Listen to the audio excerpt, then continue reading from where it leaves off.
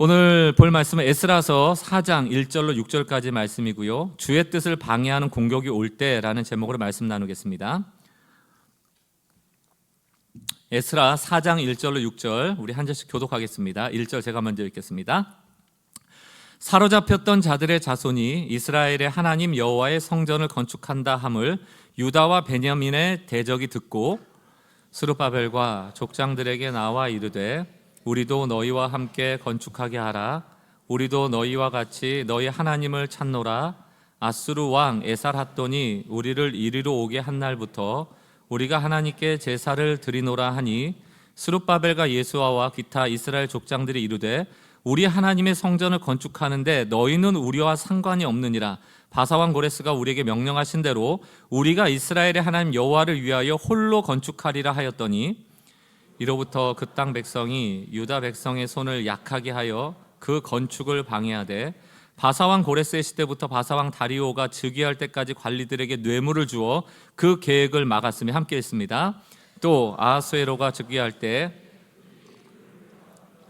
예루살렘 주민을 고발하니라. 아멘. 여러분, 요즘 제가 종종 드리는 말씀이 우리 인생의 고난은 기정사실이다. 디폴트 값이다. 늘 따라온다. 게다가 하나님의 일을 한다고 그 고난을 면제받는 것이 아니고 어쩌면 하나님의 일이기 때문에 더 회방받을 때가 많다. 이런 얘기를 종종 드립니다. 지금 에스라서 3장 지난주까지 좋았어요. 뭔가 희망이 보이고 소망이 있었습니다. 제단도 다시 쌓고 무너졌지만 솔로몬의 성전 앞에서 다시금 성전 건축을 위하여 마음을 모았습니다. 희망의 내용 아닙니까? 그런데 바로 다음 장 4장에 오면은 성전 건축을 방해하는 외부의 대적들이 등장하기 시작해요. 여러분, 이때마다 아이고 뭐 이게 하나님의 뜻이 아닌가? 왜 하나님이 하나님의 일을 하려고 하는데 왜 이렇게 나를 어렵게 하지? 이런 생각을 하시기보다는 하나님 뭔가 역사하시려는가 보다. 오히려 더 기대하시고 하나님이 어떻게 잘 되시게 하실 것에 대한 기대감을 갖는 것이 바른 태도라는 말씀을 드리고 싶습니다. 하나님은 늘 결국 잘 되게 하세요. 이게 성경의 결론입니다. 하나님은 즉각적으로 잘 되시게 하지는 않으실지라도 반드시 잘 되게 하신다. 합력하신다. 최후의 승리를 주신다. 이게 성경이 말하고 있는 영적인 원리거든요. 여러분, 다니엘서 10장에 가보면 고레스 3년 때에 대한 배경을 이야기로 하고 있거든요. 그러니까 지금 이 에스라서에서 성전 건축이 회방받고 있을 때의 내용입니다. 다니엘이 고국의 소식을 들었지 않았겠습니까? 5만 명이나 되는 사람이 지금 가서 성전 재건하려고 하는데 회방이 있다는 거예요. 방해가 있다는 거예요. 그것 때문에 기도하게 되거든요.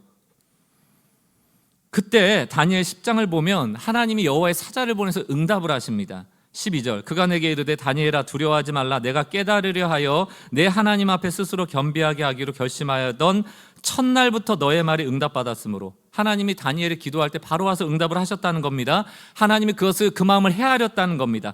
내가 내 말로 말미암아 왔느니라. 첫날부터 응답했으면 첫날 여호와의 사자가 왔어야 되는데 방해가 있었어요. 13절 그런데 바사 왕국의 군주가 21일 동안 나를 막았으므로. 이게 세일의 기도의 배경입니다. 21일 동안 기도해야 되는 이유가 뭐다? 하나님이 응답하시는데 회방이 있다는 거예요. 그 회방을 이겨내야 되는 기도가 세일의 기도입니다. 근데 여기서 말하는 바사 왕국의 군주는 단지 페르시아의 왕을 얘기하는 게 아니에요. 이게 영적 존재를 얘기하는 것입니다. 내가 거기 바사 왕국의 왕들과 함께 머물러 있더니 가장 높은 군주 중 하나인 미가엘, 천사장 아닙니까? 미가엘이 와서 나를 도와줌으로 14절 이제 내가 마지막 날에 내 백성이 당할 일을 내게 깨닫게 하러 왔노라. 자, 다니엘은 고국 백성을 위해서 기도했습니다. 그 기도의 응답으로 지금 여호와의 사자가 왔고 이제 깨닫게 하겠다는 거예요. 여러분, 다니엘서 10장은 10장부터 11장, 12장까지가 한 세트거든요. 12장에 가보면 이 사자가 전하려는 메시지의 핵심 메시지가 나옵니다. 1절 그때 내 민족을 호위하는 큰 군주 미가엘이 일어날 것이요 또 환란이 있으리니 이는 개국 이래로 그때까지 없던 환란일 것이며 그때 내 백성 중에 책에 기록된 모든 자가 구원을 받으리라. 이게 요한계시록하고 연결이 되어 있습니다. 여러분, 다니엘은 지금 고국에 있는 회방받고 있는 일 때문에 기도했어요. 거기에 마음이 쓰이고 있어요. 근데 하나님의 응답은 뭐예요? 인류 구원이에요. 여러분, 이 간극이 느껴지세요? 여러분, 우리의 문제는 늘 미시적이다, 현실적이다. 신앙을, 믿음을 미시적이고 현실적인 문제를 풀어가는 데만 이용하려고 할 때가 참 많아요. 근데 하나님은 거시적이고 미래적인 일입니다.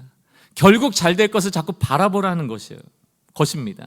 그러니까 여러분, 신앙이 뭘까? 왜 우리에게 믿음이 필요한가?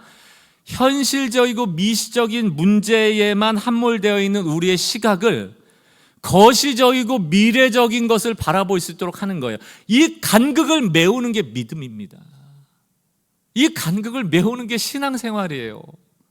그러다 보니까 앞에 현실의 문제 해결하지 못하고 그냥 미시적인 문제에 함몰되고, 그럼 자꾸 하나님 짜증나는 거죠. 기도해도 응답 안 주고 나는 잘 못 되는 것 같고 결국 망할 것 같거든요. 그게 믿음 없는 표현이거든요. 믿음 있는 사람들은 어떻게 반응합니까? 결국 합력하여 결국 잘 될 것이다, 결국 승리할 것이다. 이 거시적인 관점을 갖는 게 믿음이에요. 여러분, 다니엘도 현실적인 문제를 얘기했는데 갑자기 인류 구원을 얘기하니까 당황합니다. 다니엘서 10장 15절 16절을 보세요. 그가 이런 말로 내게 이를 때 내가 곧 얼굴을 땅에 향하고 말문이 막혔더니 도대체 이 여호와의 사자가 무슨 말을 하는 것인가? 16절 인자 같은 이가 있어 내 입술을 만진지라 내가 곧 입을 열어 내 앞에 서 있는 자에게 말하 이르되, 처음에는 말할 힘도 없었어요. 그런데 힘을 주니까 말을 하는 겁니다. 내 주여 이 환상으로 말미암아 근심이 내게 더함으로 내가 힘이 더 없어졌다는 거예요. 여러분, 기도하면 잘 응답이 안 오죠. 응답 안 와서 절망하죠. 마치 세상 사람들 그럽니다. 하나님 안 계시니까, 이 종교가 힘이 없으니까, 기독교 아무것도 아닌데 지금 당장의 문제도 해결해 주지 못하는 게 무슨 종교야, 그게 무슨 하나님이야, 희망 고문만 하고 있는 거 아니야? 능력이 없으니까 미래에 해줄 거라고, 나중에 해줄 거라고 그렇게 자꾸 변명하는 거 아니냐고 얘기하지만 그게 아니에요. 영적인 원리는 늘 결국 잘되게 하실 하나님을 끝까지 신뢰하고 믿는 겁니다.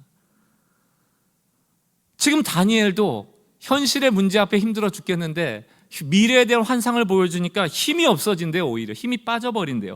그때 하나님이 그 다니엘에게 힘을 주십니다. 18절 또 사람의 모양 같은 것 하나가 나를 만지며 나를 강건하게 하여 이르되 큰 은총 받은 사람이요 두려워하지 말라 평안하라 강건하라 강건하라. 그가 이같이 내게 말하며 내가 곧 힘이 나서 이르되 내 주께서 나를 강건하게 하셨사오니 말씀하옵소서. 그리고 11장 12장 결국 잘 되는 이야기를 듣게 되는 거예요. 사랑하는 성도 여러분, 오늘 무슨 말씀 듣기를 원하세요? 하나님이 내 삶에 어떤 하나님으로 역사하길 원하십니까? 여러분 수준의, 여러분이 생각하는 크기의 하나님을 원하세요? 아니면 훨씬 더 크고 위대하신 하나님의 역사를 기대하십니까? 고난은, 더 큰 고난은 어찌 보면 더 큰 하나님을 경험하게 하는 수단일지 몰라요. 여러분, 이것이 단지 희망 고문하는 이야기가 아니고 성경이 말하는 영적인 원리입니다. 에베소서 6장 12절 말씀 우리 같이 한번 읽어보겠습니다. 시작. 우리의 씨름은 혈과 육을 상대하는 것이 아니오 통치자들과 권세들과 이 어둠의 세상 주관자들과 하늘에 있는 악의 영들을 상대함이라. 여러분, 보이는 세상만 바라보면 믿음이 필요가 없습니다. 믿음을 잃기가 쉬워요. 그러나 보이지 않는 세계, 곧 하나님이 통치하신 하나님의 나라를 바라볼 때 그분이 이루실 승리를 기대하게 되고 그것이 믿음으로 우리의 삶을 이끌어가는 것이거든요. 영적 전쟁은 오히려 믿음으로만 이길 수 있는 전쟁입니다. 아까 전에 말씀드렸지만 예수님 왜 오셨어요? 마귀의 일을 멸하려 하십니다. 우리 축복하려고 오신 게 아니에요. 우리 이 현실의 문제에서 우리 더 돈 많이 벌게 하고 우리 더 성공하게 하려고 오신 게 아닙니다. 우리를 결국 천국 가게 하시려고, 우리를 결국 승리하게 하시려고 마귀의 일을 멸하려 오신 것이거든요. 하나님은 어디에 관심이 있는가? 우리가 마귀에게 현혹당하지 않기를 원하시는 겁니다. 여러분, 현실의 문제가 해결돼서 잘 되는 것만 복이라고 한다면 예수 안 믿는 사람도 복 많이 받고 있어요. 예수 안 믿어도 얼마나 잘 되는 사람이 많습니까? 그러나 하나님은 오히려 예수 안 믿고 잘 되는 것, 그것을 복이라고 말씀하지 않아요. 왜? 그 세상적인 복을 받고 하나님과는 멀어져 버리거든요. 그러니까 오히려 역설적으로 하나님은 우리에게 무엇을 복이라고 말씀하십니까? 하나님을 가까이 함이 복이라. 고난 가운데도 하나님을 가까이 함이 복이라. 사랑하는 성도 여러분, 성전을 건축하려고 해요. 근데 방해가 옵니다. 무슨 뜻이에요? 왜 하나님이 이 고난을 허락하십니까? 이 문제를 가지고 하나님 앞에 나오라는 것이죠. 여러분이 가진 그 문제를 가지고 하나님께 더 가까이 나오라는 부르심이죠. 시편 73편을 여러분들에게 한 주간 읽어보시기를, 또 묵상하시기를 권면드립니다. 시편 73편 1절을 보십시오. 하나님이 참으로 이스라엘 중 마음이 청결한 자에게 선을 행하시나니. 맞잖아요. 하나님을 향하여 정결한 자, 믿음 있는 자, 신앙이 돈독한 자에게 복을 주셔야죠. 선을 행해 주셔야죠. 그런데 이 시를 썼던 아삽이라는 찬양 대장, 지금으로 치면 찬양 목사와 같은 리더가 시험에 듭니다. 2절 보세요. 나는 거의 넘어질 뻔하였고 나의 걸음이 미끄러질 뻔하였으니, 이유가 나옵니다. 3절 뭡니까? 이는, 내가 이렇게 미끄러질 뻔하고 시험에 든 이유는 내가 악인의 형통함, 악인이 평안함을 보고 오만한 자를 질투하였습니다. 이렇게 표현합니다. 지금 아삽이 보니까 하나님은 믿음 있는 사람, 또 하나님을 당하여 마음이 정결한 사람한테만 선을 행하셔서 복을 주셔야 되는데 악한 자들이 복 받는 거예요. 내가 봤을 땐 복을 받아도 너무 많이 받는 거예요. 그 마음이 평안하대요. 악인의 마음이 가진 게 많으니까, 뭐래도 할 수 있으니까 만사형통하는 것처럼 보이는 겁니다. 여러분 그런 경험 없으세요? 나는 이렇게 힘든데, 나는 신앙생활에도 이렇게 좀 어려운데, 안 믿는 사람은 요리조리 피해 다니면서 너무너무 잘 살고 있는 것 같고 마음 평안히 살고 있는 것 같고 보잖아요. 그것 때문에 시험 드신 분 안 계십니까? 아삽이 그랬다는 거예요. 근데 다행인 건 뭐냐? 아삽이 20편, 73편 1절, 2절, 3절로 시험 들고 끝나는 게 아니에요. 17절로 가보면, 그러나 마침내 내가 그의 성소에서 그 악인들의 결말을 보았다는 겁니다. 어디에서요? 성소에서. 여러분 우리가 세상의 미시적이고 현실적인 눈만 보면은 예수 믿을 필요가 없어요. 여러분 오늘 예배 안 왔다고 오늘 당장 죽습니까? 오늘 하나님 안 섬겼다고 있던 돈이 사라지든가요? 잘들 살고 있어요. 지금은 그렇습니다. 결말은 달라요. 성소에서 이 아삽이 보게 된 것이 무엇인가? 그 악한 자들의 종말을 보게 되는 거예요. 그 내용이 27절, 28절에 나옵니다. 이게 영적인 원리죠. 뭐라고 되어 있습니까? 돈 많이 가진 자, 이 세상에 복을 많이 가진 자가 형통한 것인가? 그렇지 않아요. 무릇 주를 멀리하는 자는 망하리니 음녀같이 주를 떠난 자를 주께서 다 멸하셨나이다. 악인은 결코 잘 되지 못한다. 이게 영적인 원리예요. 그러면서 28절 같이 한번 읽어보겠습니다. 시작. 하나님께 가까이함이 내게 복이라, 내가 주 여호와를 나의 피난처로 삼아 주의 모든 행적을 전파하리라. 왜 하나님이 피난처입니까? 우리에게 어려움이 있기 때문이에요. 우리의 고난이 있기 때문이에요. 고난이 있기 때문에 어디로 찾아가는 겁니까? 피난처로 찾아가는 거예요. 그 피난처가 누구세요? 하나님이시죠. 그 고난이 피난처를 찾게 함으로 하나님과 가까이 하게 하더라는 것입니다. 그럼 그 고난이 곧 복이 되는 거예요. 이걸 어디에서 깨닫습니까? 성소에서 깨닫는 거예요. 여러분 아주 종종 이 영적인 원리를 여러분들에게 말씀드리고 강조합니다. 힘들고 어려울 때 기도하셔야 돼요.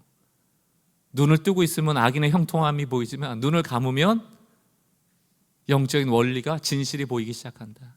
결코 하나님과 멀리 되어서는 형통한 인생이 될 수 없다. 무릇 주를 멀리하는 자는 망하리니 하나님을 가까이 함이 내게 복이라. 그러니까 결국 여러분 신앙생활하면서 내가 하나님과 얼마나 가까이 있는가를 늘 살피셔야 돼요. 그게 복의 기준입니다. 오늘 에스라 4장에서 보면 똑같아요. 방해하는 사람이 생기죠. 그러면 이거 나는 벌 받고 있는 것 같고 나는 심판받고 있는 것 같아요. 세력도 저쪽이 더 큰 것 같아요. 저쪽이 더 형통해 보여요.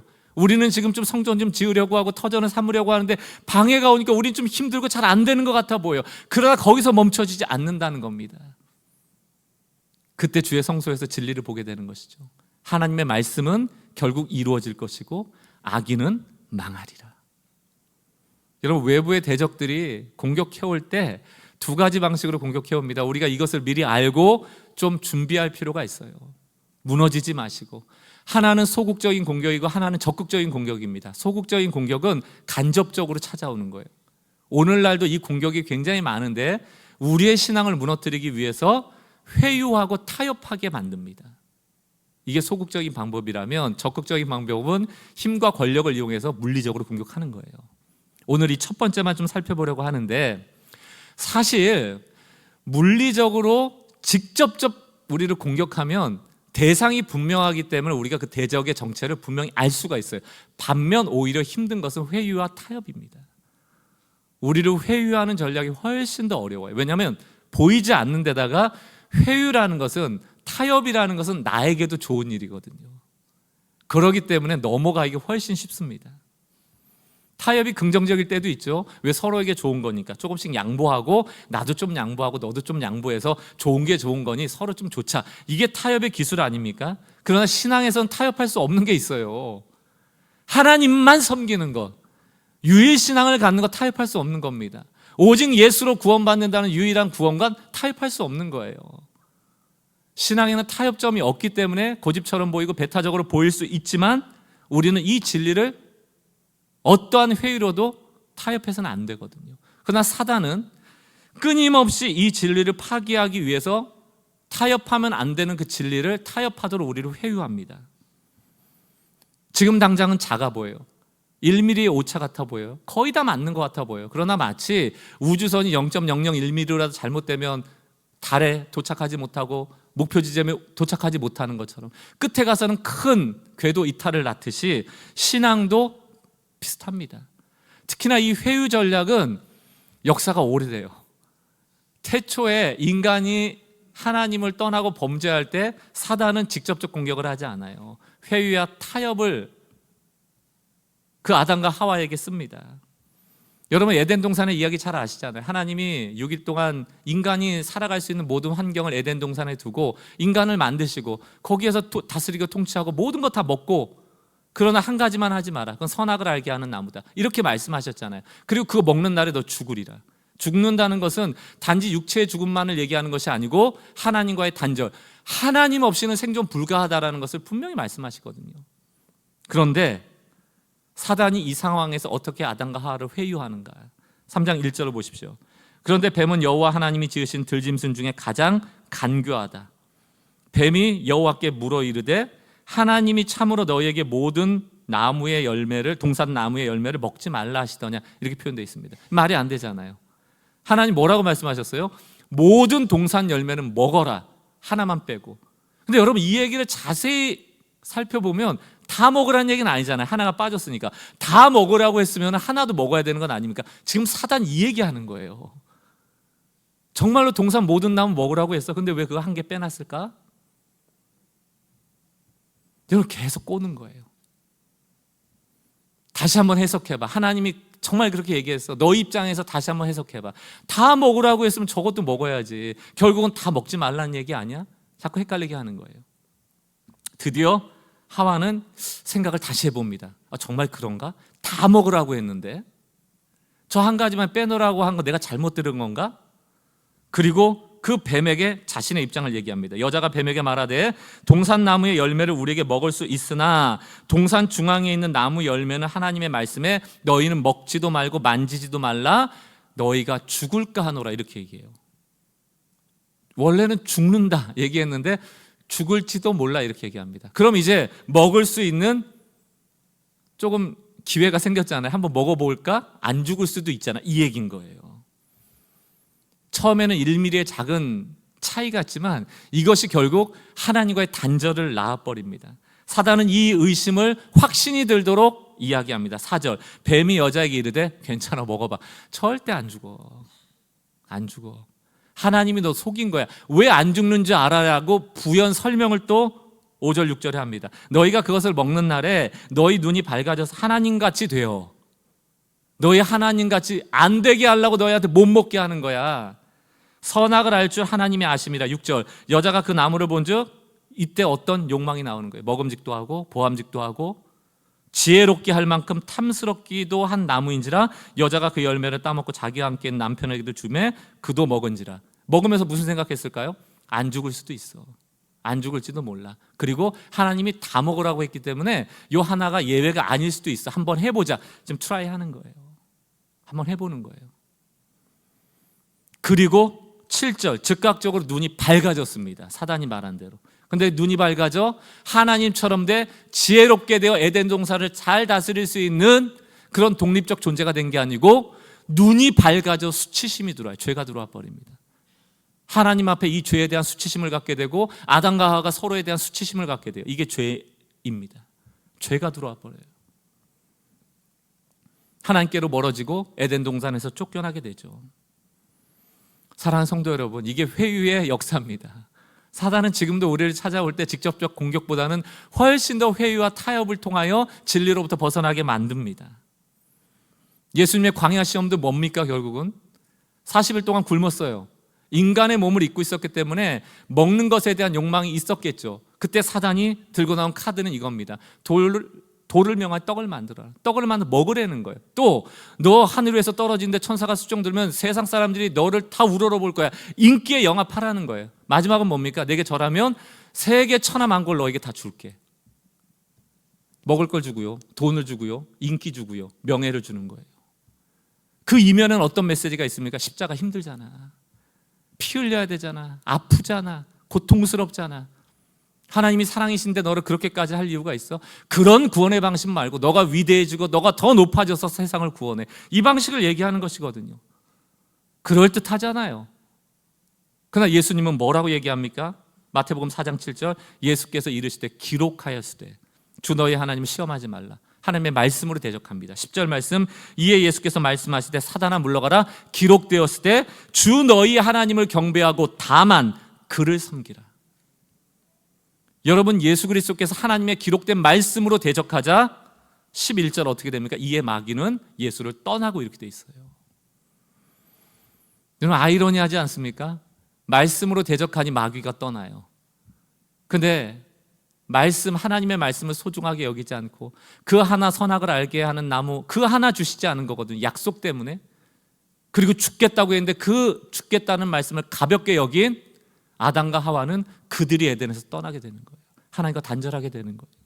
그럼 지금 아담과 하와의 모습과 예수님의 차이가 뭡니까? 결국은 하나님의 하신 말씀을 무겁게 여기는 거예요. 가볍게 여기지 않는 겁니다. 소중히 여기는 거예요. 하나님의 말씀이라면 내 삶의 가장 앞에 두는 겁니다. 사단은 간교하다고 했습니다. 간사하고 교활하다는 거예요. 그게 뭡니까? 인간의 마음을 복잡하게 만드는 거예요. 이 생각 저 생각, 이건가 저건가? 그러나 예수님은 오직 한 가지 하나님의 말씀에만 집중하죠. 오늘 결론을 내려드립니다. 회의와 타협으로 우리를 공격해 올 때 우리의 무기가 무엇이어야 하는가? 그것은 여호와의 말씀에, 하나님이 주신 그 말씀에 집중하는 심플리시티예요. 단순함입니다. 단순하셔야 돼요. 기준이 단순해야지 이것이 옳은지 그른지를 따지기가 훨씬 쉬워지거든요. 그러나 복잡해지면, 우리가 실타래처럼 생각이 얽혀지면 사단이 우리를 회유할 때 무엇을 꺼내서 기준 삼아야 될지 조차도 몰라요.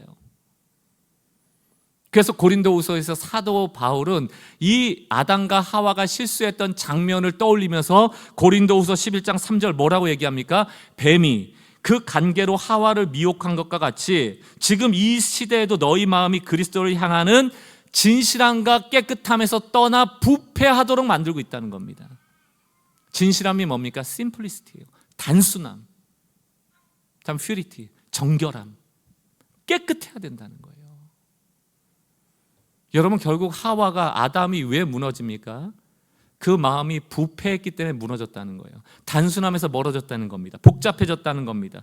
여러분, 음식이 부패해지면 어떻게 됩니까? 사과가 부패해지면 어떻게 돼요? 그 모양을 잃어요. 그 향을 잃어요. 그 맛을 잃어요. 다른 존재가 되어버립니다. 오늘 이 사도 바울도 오늘 복음을 듣는 그 시대 사람들을 향하여서 너희가 부패하면 다른 복음을 듣게 될 거야. 수많은 미혹에서 너희가 이길 수 없을 거야. 너희는 진정한 복음의 기준을 세워야 됨을 말하고 있는 것이거든요. 부패한다는 것은 다른 믿음을 갖는 거예요. 부패한다는 것은 다른 신앙을 갖는 거예요. 다른 모습을 갖게 된다는 것입니다. 부패하지 않으려면 단순해져야 돼요. 하나에 집중해야 돼요. 오늘 에스라 4장에 어떤 문제가 생기는지 보세요. 1절, 사로잡혔던 자들의 자손이 이스라엘의 하나님 여호와의 성전을 건축한다 함을 유다와 베냐민의 대적이 듣고, 지난번에 역대기 사관에 대한 얘기를 드렸습니다. 역대기 사관은 뭡니까? 다윗의 정통성, 이스라엘의 정통성을 이 포로기에서 돌아온 자들이 갖고 있음에 대한 이야기를 했다고 했잖아요. 오늘도 그걸 말하는 거예요. 유다와 베냐민, 이게 이스라엘의 정통파라는 얘기를 하는 겁니다. 그런데 이들을 대적하는 대적들이 있었다는 거예요. 이 대적이 누군가? 그 예루살렘에 이미 정착했던 사람들을 얘기합니다. 여러분들이 이게 역사적 배경을 좀 아시면 편한데요. 자, 남유다는 솔로몬 이후에 북이스라엘과 남유다로 나누어졌는데, 남유다는 바벨론에 패망해서 포로로 끌려갔고요. 그 이전에 이미 북이스라엘은 아수르에 패망해 버립니다. 근데 아수르가 바벨론하고 다른 정책을 폈던 건 뭐냐면 이 북이스라엘 사람들을 아수르로 끌고 가는 게 아니고 아수르에 있는 사람들을 사마리아 곧 북이스라엘로 보내요. 그래서 혼합 민족을 만들어 버립니다. 그리고 그 혼합 민족을 통하여 혼합 종교화 되도록 만들어요. 그 사람들이 지금 예루살렘까지 내려온 거예요. 열왕기하 17장 24절을 보십시오. 아수르 왕이 바벨론과 구다와 아와와 하맛과 스발와임에서 사람을 옮겨다가 이스라엘 자손을 대신하여 사마리아 여러 성읍에 두매 그들이 사마리아를 차지하고 그 여러 성읍에 거주하니라. 아수르에 패망한 이후로 이미 북이스라엘은 종교 혼합주의에 빠진 겁니다. 그 사람들이 지금 베냐민과 유다 백성, 다시 말하면 정통적으로 하나님만 섬기고자 하나님만 섬기는 성전을 짓고자 하는 자들을 대적하는 거예요. 자, 그들이 찾아옵니다. 4장 2절.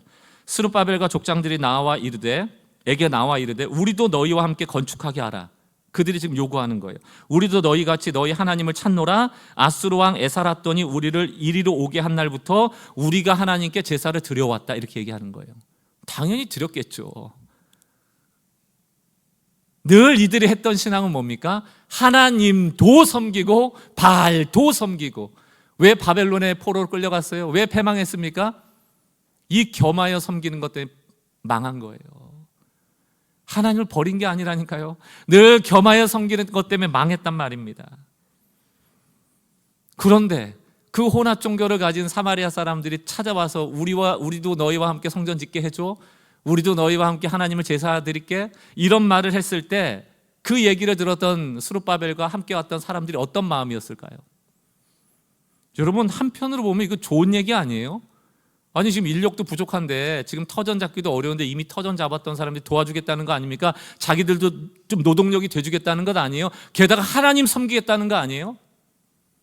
좋은 게 좋은 거죠. 게다가 서로 같이 살아가야 되는 한 땅에 있는데 서로 평화롭게 지내는 게 좋죠. 그럼 이렇게 제안해 왔을 때 아유 너무 고맙습니다. 우리 이제 일정 이렇게 시작할 텐데 우리 같이 한번 잘 지어봅시다. 그리고 우리 하나님 잘 섬겨봅시다. 이럴 수도 있잖아요. 스룹바벨은 단호하게 거절합니다. 단호하게 거절해요. 3절. 스룹바벨과 예수아와 기타 이스라엘 족장들이 이르되 우리 하나님의 성전을 건축하는데 너희는 우리와 상관없다. 신경 쓰지 마라. 바사왕 고레스가 우리에게 명령하신 대로 우리가 이스라엘의 하나님 여호와를 위하여 홀로 건축하리라. 우리는 우리의 신앙, 하나님만 지키는 유일 신앙 지킬 거야. 다시는 실수하지 않을 거야. 혼합 종교화 되지 않을 거야. 우린 분명히 하나님만 섬기는 백성이 될 거야. 이 선포를 하는 겁니다. 여러분, 앞에서 5만 명이 올 때 제사장의 신분이었지만 족보도 없는 사람들에게 제사장 직분을 허락하지 않았죠. 왜 그랬습니까? 순수성 지키고자 한 거거든요. 그만큼 영적으로 예민했을 때입니다. 그때 이들은 단순하게 하나님이 돌아가서 신앙을 회복하고 성전을 지으라는 그 메시지 하나가 기준인 거예요. 혼합 종교 아무리 도움이 돼도 안 받겠다는 거예요. 우리가 힘들어도 우리 스스로 짓겠다는 겁니다. 이게 순수한 신앙이에요. 여러분, 단순함이 필요합니다. 우리는 단순 무식 이렇게 하고 단순함을 조금 비하하고 부정적으로 보기가 쉬워요. 무식한 사람이 단순하다는 논리가 은연중에 우리 가운데 깔려 있습니다. 그런데 신앙은 단순해야 돼요. 단순함이 영성입니다. 복잡함이 분주함이 영성이 되질 못해요. 교회도 마찬가지입니다. 여러분의 신앙도 뭐가 복잡해 있잖아요. 잘하질 못해요. 잘하지 못합니다. 그리고 사단이 늘 회의와 타협을 가지고 우리에게 다가오게 되죠. 오늘 이 단순함에 대한 이야기를 하면서 8년 전에 제가 개척하면서 마음에 품었던 또 그리고 그 품었던 마음을 반영했던 책 한 권이 기억이 나더라고요. 작은 교회가 답이다. 원 제목은 이 제목은 아닙니다만 뭐 이렇게 제목을 해야지 아마 우리나라에서 좀 많이 볼 것 같아서 이렇게 제목을 했는지 모르겠어요. 어쨌든 이 교회 안에 이 책 안에 이 책의 저자인 데이브 브라우닝 목사님에 대한 이야기가 나오는데 이분은 교회를 단순화했다는 거예요. 딱 3가지 목적으로 교회를 규정합니다. 첫 번째 예배, 두 번째 소그룹, 마지막 3번째 봉사. 근데 어떻게 정의를 하는가 하면 예배가 무엇인가? 하나님을 더 사랑하는 거예요. 여러분들 이번 주, 다음 주, 여러분의 일평생 1년 52주 예배할 때마다 하나님을 더 사랑하게 되는 예배가 되도록 해야 된다. 두 번째, 소그룹이 뭐냐? 서로 사랑하는 거예요. 우리가 서로 사랑하기 위해서 소그룹 하는 겁니다. 마지막 세 번째, 봉사라는 것은 단지 교회 봉사를 얘기하는 게 아니에요. 세상 속에서 세상을 섬기는 일. 왜 하는가? 더 많은 사람을 사랑하기 위해서. 이게 전도 아닙니까? 선교 아닙니까?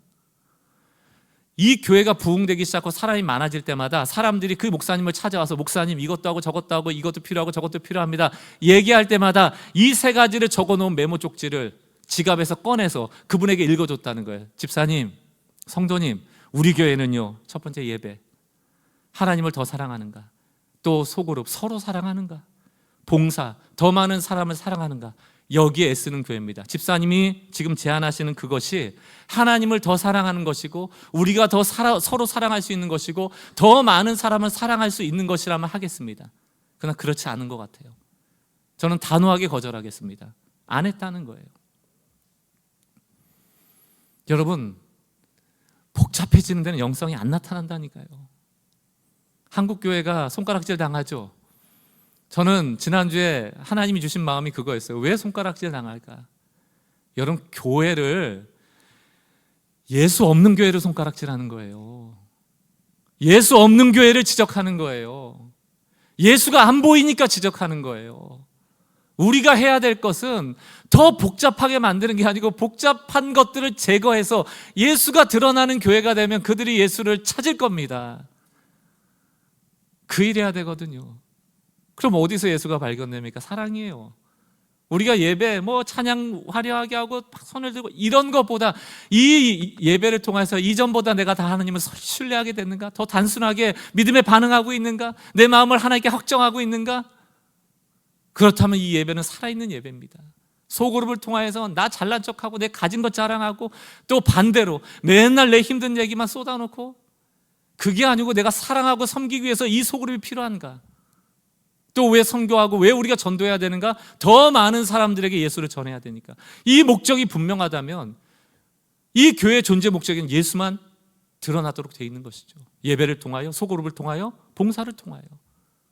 우리는 교회가 그런 교회 되길 바랍니다. 또 여러분의 삶이 그런 삶이 되길 바랍니다. 언젠가 보았던 busy, 영어 단어로 busy, 분주함, 복잡함, 바쁨 이런 단어 아닙니까? 이것을 이니셜로 설명한 어떤 문장을 보았으면 참 의미가 있어요. be, being, 존재한다. you, under, 뭐뭐 아래. 사탄, 사단. 요크라는 게 멍해입니다. 소의 짐을 싣기 위해서 코를 뚫던 등에 나무를 지게 하든 해서 끌고 가는 거. 뭡니까? 미지. 바빠졌다. 여러분들이 복잡해졌다. 뭐가 생각이 실타래 얽힌 것처럼 막 분주해졌다. 그 의미는 우리가 사단의 지배 아래서 살아가고 있다와 봐도 무관하다는 얘기예요. 하나님 우리를 결코 복잡하게 안 하신다. 우리가 복잡하게 만들어가고 있는 것이다. 그 안에는 수많은 회유와 타협에 넘어갈 위험성이 내재되어 있는 거예요. 더 단순해져야 합니다. 여러분, 제가 아침에도 어떤 분 이제 아들이 군대 간다고 잠깐 왔는데 이런저런 얘기하다가 집사님 이제 군대 보내놓고 두 분 시간 되시면 제주도 꼭 오세요. 제가 저희 교회 이 기거할 곳이 있으니까 오시라고. 제가 왜 자꾸 제주도 저도 가고 오라는 줄 압니까? 여러분, 의지적으로라도 좀 세상을 등지고 하나님 바라볼 수 있는 시간을 내지 않으면 비지 결국 사단의 멍에에 놓인 삶이 될 수밖에 없는 게 우리의 모습이에요. 오시면 아마 여러분들이 타고 운전하는 차 뒤에 캠핑 의자 한 3-4개 오신 인원대로 넣어드릴 겁니다. 넣어드리면 그거 싣고 돌아다니다가 저희가 제안하는 장소 가셔가지고 의자 탁 놓고 바다가 보이는 데가 있거든요. 제가 여기서 그곳을 얘기하지는 않겠습니다. 신비감이 떨어지니까. 기가 막혀요. 캠핑 의자 탁 놓고 가만히 앉아있어요. 비지로부터 벗어나는 겁니다. 그렇게 있어도 아무 일도 안 생겨 걱정하지 마세요. 그 자연 안에서 하나님이 주시는 치유를, 하나님이 말씀하시는 그 음성을, 내가 너를 결국 잘되게 할 거라는 그 거시적이고 미래적인 그 말씀에 대하여 반응하는 그 나를 보면서 빚이라는 독이 빠져나가는 거예요. 그래야지 다시금 단순함으로 하나님 앞에 바른 신앙생활을 해나갈 수 있지. 이 복잡한 현대사회 속에서 어떻게 일주일에 한 번 교회 오는 걸 가지고 신앙을 유지할 수 있어요? 이곳만 나가면 주차장부터 바쁜데 어떻게 견뎌갑니까? 사랑하는 성도 여러분, 본질과 비본질의 구분이 없어지고 중요한 것을 중요하게 여기지 않고 사소한 것을 중요하게 여기고 계속 헷갈린 인생이 되거든요. 제가 이렇게 좀 정리를 해봤어요. 사단은 전략이 간단해요. 끝까지 우리를 분주하게 만들기 위해서 다 중요하다는 거예요. 이것도 중요해, 저것도 중요해, 저것도 중요해, 이것도, 너 하나도 놓치면 안 돼. 다 머릿속에 갖고 있어야 돼. 막 5만 가지 생각이 머릿속에 있는 거죠. 여러분, 자녀 키우는 문제만 해도 그렇습니다. 다 중요하대죠.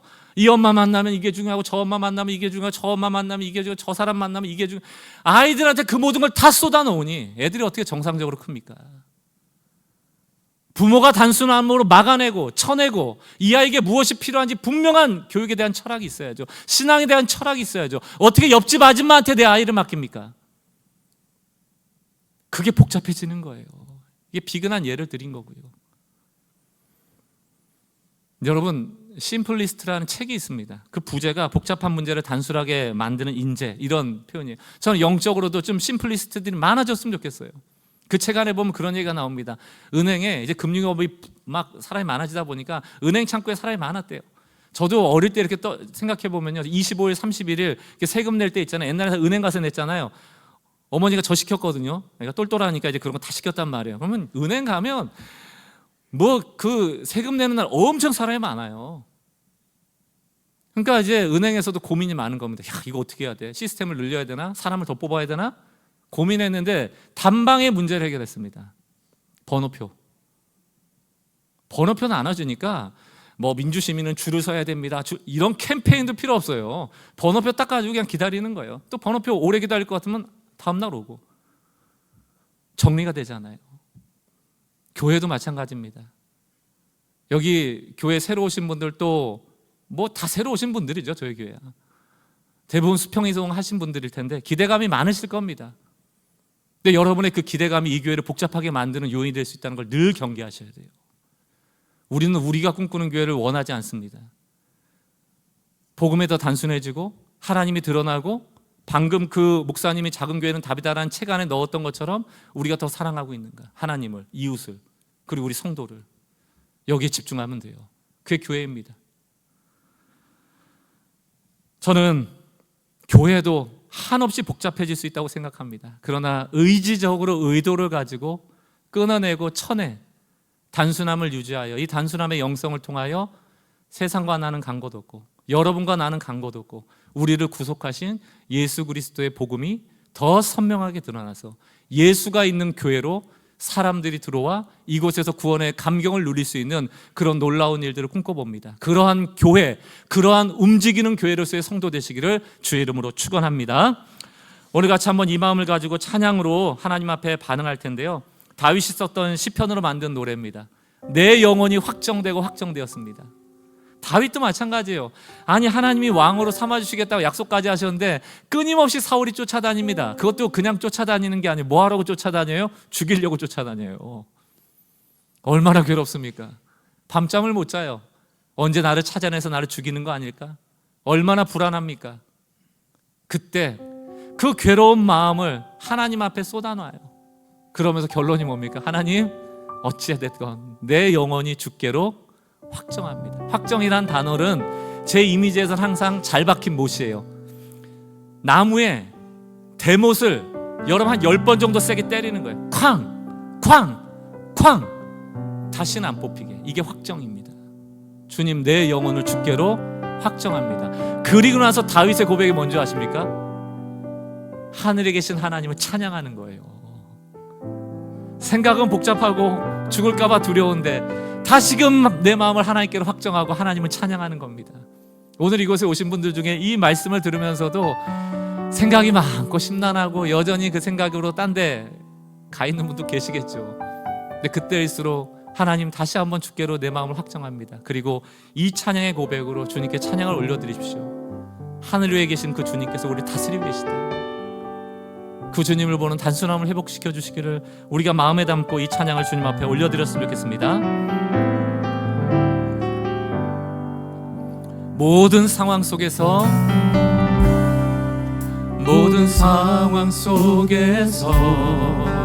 아멘. 나는 주님을 찬양합니다. 주를 찬양할지라. 다른 도움이 없습니다. 주는 너의 큰 상급, 주는 너의 큰 우리를 결국 잘되게 하실 그 주님을 찬양합니다. 환난 날에 만날 큰 도움이시라. 큰 도움이시라. 우리 단순하게 주의 얼굴을 구할 때, 주의 얼굴 구할 때 주님이 우리를 찾아오십니다. 주의 영을 부으사. 아멘. 주의 사랑은 변하지 않습니다.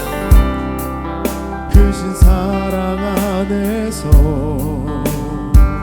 주를 보게 하소서. 주를 보게 하소서. 주의 성소에서 내가 주의 결국을 깨달았습니다. 내 영혼을 확정하고 내 영혼이 확정되고 주께로 확정되었사오니 믿음의 눈을 들어 믿음의 눈 들어 주를 바라봅니다.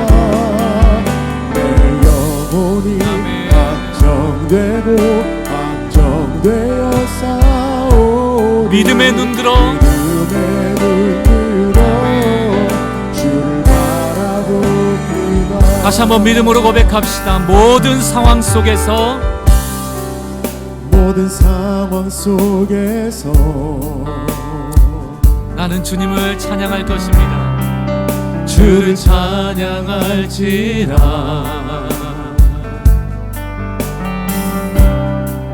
주는 너의 큰 상급, 큰 도움이시라. 큰 도움이시라. 주의 얼굴을 구할 때, 주의 얼굴 구할 때 우리에게 주의 영을 부사. 크신 사랑 안에서 크신 사랑 안에서 주님께 집중합시다. 내 눈에는 주님만 보입니다. 주를 보게 하소서. 아멘 아멘. 내 영혼이 확정되고 확정되었사오니 믿음의 눈 들어 주님의 크신 계획, 바라보니 주님의 결국을 알게 하여 주십시오. 내 영혼이 확정되고 확정되었사오니 믿음의 눈 들어 주를 바라봅니다. 다시 한번 내 영혼이 확정되고 확정되었사오니 내 영혼이 확정되고 확정되었사오니 믿음의 눈 들어 주를 바라봅니다. 영혼이 확정되고 확정되었사오니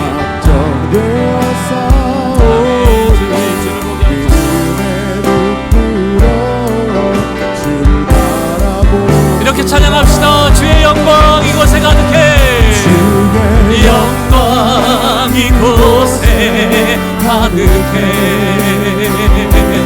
우린 선의 주님과 함께 찬양하며 우리는 전진하리. 모든 열방을 다스리신 하나님,